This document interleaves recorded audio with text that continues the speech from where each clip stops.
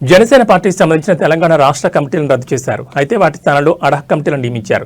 రాష్ట్రంలో పార్టీని క్షేత్రస్థాయిలో మరింత బలోపేతం చేసే దిశగా జనసేన పార్టీ అధినేత Andhra Pradesh deputy CM Pawan Kalyan focus పెట్టిన నేపథ్యంలో ఈ నిర్ణయం తీసుకున్నారు.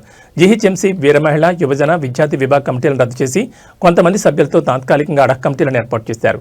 ఈ అడహ కమిటీలు 30 రోజుల పాటు పనిచేయనున్నాయి.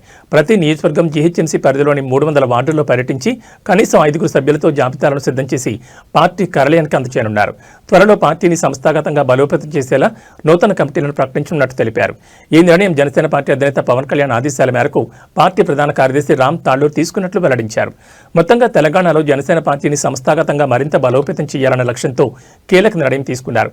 పార్టీ అధినేత పవన్ కళ్యాణ్ ఆయన ఆదేశాల మేరకు తెలంగాణ రాష్ట్రంలోని అన్ని జనసేన కమిటీలను రద్దు చేస్తున్నట్లు పార్టీ ప్రధాన కార్యదర్శి రామ్ తాళ్లూర్ అధికారికంగా ప్రకటించారు. తెలంగాణలో క్షేత్రస్థాయిలో పార్టీ బలం పెంచే దిశగా పునర్వ్యవస్థీకరణ అవసరమని భావించిన పవన్ కమిటీల్లో మార్పులకు శ్రీకారం చుట్టారు. ఇందులో భాగంగా జీహెచ్ఎంసీ, వీర మహిళ, యువజన, విద్యార్థి విభాగ కమిటీలను రద్దు చేసి వాటి స్థానంలో తాత్కాలికంగా అడహ కమిటీలు నియమించారు. ఈ కమిటీలు మొత్తం 30 రోజుల పాటు పనిచేయనున్నాయి.